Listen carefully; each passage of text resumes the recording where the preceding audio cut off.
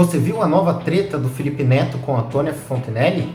Parece que a empresária e youtuber não gosta muito do conteúdo do Felipe. Mas o que será que aconteceu? A Antônia realmente cometeu um crime? É o que a gente vai ver nesse vídeo.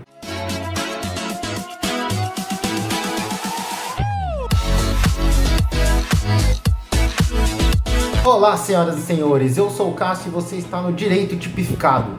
E hoje a gente vai falar da treta entre Felipe Neto e Antônia Fontenelle. Mas afinal, o que aconteceu? Como eu sempre digo, gente, isso aqui é uma análise jurídica, do ponto de vista das leis. Eu suponho alguns cenários e conforme vou apontando os cenários, eu aponto o que a lei diz sobre o caso. Não estou dizendo que alguém é culpado ou que alguém é inocente.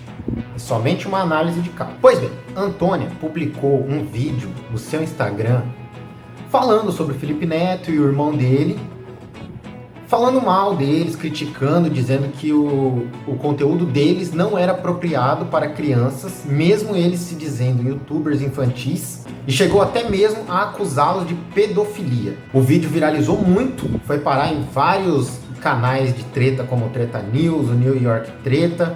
Então, vendo a repercussão, Felipe postou uns stories no Instagram dele, falando que todas as pessoas que associarem ele e o irmão dele à pedofilia, eles irão processar, tanto na esfera civil quanto na esfera criminal. Pois bem, Felipe chegou até a citar o caso da Antônia.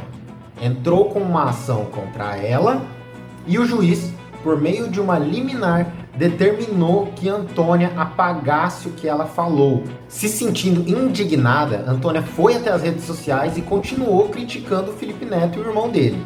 Tá, primeira coisa que eu quero explicar.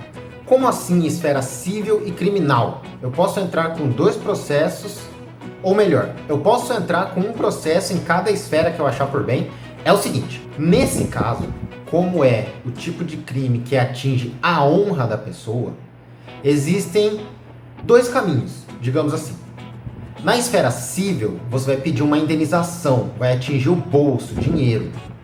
Na esfera criminal, você vai processar pelo crime, que mais pra frente eu vou explicar qual foi, supostamente. E aí você vai pedir, na maioria das vezes, a regra geral, né, dependendo do crime e tudo mais, a prisão do ofensor, ou a pena que for cabível no Código Penal. É importante falar que isso é opcional. O Felipe poderia muito bem ter entrado só no civil e pedido uma indenização.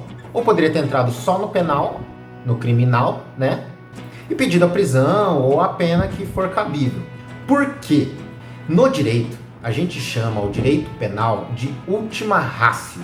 O que isso quer dizer? Que o direito penal é a última alternativa a se utilizar num processo. Por quê? Já percebeu que as penas no direito penal, elas te proíbem de direitos fundamentais? Por exemplo, se você vai preso, o seu direito de locomoção é restrito, porque você é obrigado a ficar num lugar, que no caso é a cadeia.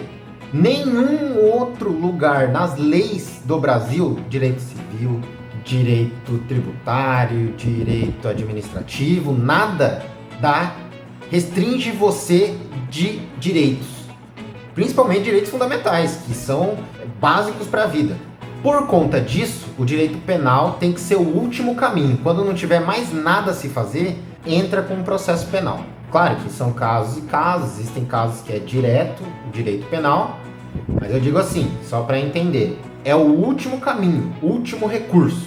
Antônia atribuiu a Felipe Neto e seu irmão, Lucas Neto, o crime de pedofilia. Aqui, ela cometeu, supostamente, dois crimes: calúnia e injúria. Calúnia, por quê? Porque ela atribuiu um crime falsamente a uma pessoa. Lembrando, gente, suposições. Estou dizendo conforme os fatos. E injúria, porque ela atingiu a honra de Felipe, o decoro. Mas deixa eu te perguntar uma coisa. Você sabia que não existe crime de pedofilia? Pois é.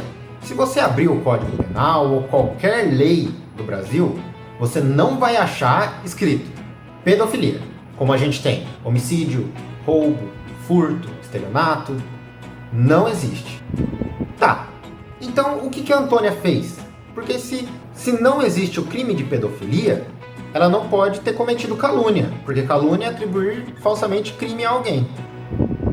Qual que é o caso aqui? Pedofilia diz respeito ao substantivo, que quer dizer o ato de sentir atração sexual por crianças. Quando Antônia supostamente diz que os youtubers, Felipe Neto e o irmão dele, são pedófilos, é porque ela está querendo dizer que eles produzem conteúdo impróprio para as crianças e até mesmo de teor sexual. Então, por interpretação extensa, a gente atribui como o crime que está tipificado na lei, que representa o que a gente chama de pedofilia, já que o crime pedofilia não existe. Pedofilia é considerado um distúrbio parafílico, é uma doença, tanto que aposto que você já viu na TV ou na internet pessoas dizendo que pedófilos deveriam ser tratados. Tem algumas que são até contra eles serem presos, que falam que eles são doentes. Elas não estão erradas, eles são doentes e têm que ser tratados. Mas eles têm que ser presos porque eles representam um perigo. Por isso que pedofilia não é crime formalmente. É uma doença. Tá, então se pedofilia não existe, o que existe? Pois bem, temos várias leis no ECA, no Código Penal, onde são tratados os crimes contra crianças. No Código Penal, nós temos os crimes contra a dignidade sexual. Dentro dos crimes contra a dignidade sexual, nós temos os crimes sexuais contra vulneráveis. E quais são esses crimes? Temos o estupro de vulnerável, que acho que o próprio nome já diz o que é. Temos a utilização de criança ou adolescente para cenas pornográficas. Isso é um crime. Comércio de material pedófilo. Viram como eles usam a palavra pedofilia? Difusão de pedofilia. Posse de material pedófilo. Então, se alguém tiver uma foto, um vídeo de crianças em cenas sexuais, já é crime. O simulacro de pedofilia. E isso é interessante porque é simulação de pedofilia é crime. Aliciamento de crianças. Então,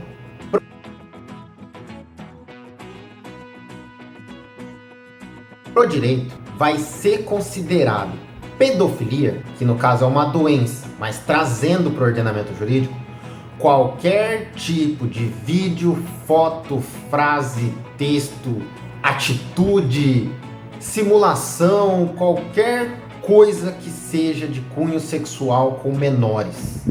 E para terminar, eu queria falar um pouco sobre a indenização que possivelmente o Felipe poderia receber. Imagina, a pessoa fazer uma acusação dessa, de um crime gravíssimo desse, pode acabar com a carreira de alguém. Imagina o Felipe Neto, quase 40 milhões de inscritos no YouTube. O cara sozinho é um país. Quanto ele deve receber de AdSense do YouTube? Já começa por aí. Se isso prejudica a carreira dele, imagina o prejuízo que ele vai levar. E a indenização é em cima do prejuízo que a pessoa leva. Então, assim, o advogado dele provavelmente vai fazer um cálculo. Se as visualizações, vamos supor que diminuam, vai fazer um cálculo, vai atribuir a isso. E a indenização vai ser de milhões e milhões. Porque imagina, já tem muitos pais que não gostam nem do Felipe Neto e nem do Lucas Neto.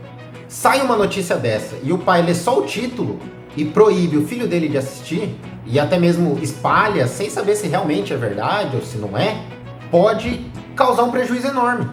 E não sendo verdade, seria injusto. Então tudo isso entra no cálculo da indenização. Não que Felipe Neto precise, mas já que estamos no contexto, achei bom explicar. Então é isso, foi um breve resumo do que aconteceu e de quais as consequências podem vir a ocorrer. Esse é um crime gravíssimo, é um crime que pode acabar com a vida de alguém, né? Financeiramente, psicologicamente. Tanto o Felipe Neto quanto o irmão dele, o Lucas Neto, foram nas redes sociais, já se explicaram sobre a situação, falaram o lado deles, se defenderam. A Antônia continua criticando eles, o processo ainda está em curso. O Felipe já falou que entrou com processo contra mais pessoas, mas ainda a mídia não teve acesso, então não dá para saber quem foram as outras pessoas. Mas qualquer atualização que sair, eu vou fazendo um vídeo aqui e vou postando para vocês. Se você gostou do vídeo, deixa o like, se inscreve no canal, que é muito importante. Compartilha com um amigo, um fã do Felipe Neto, sei lá, um fã da Antônia. Deixe seu comentário do que você acha e eu vejo você no próximo vídeo.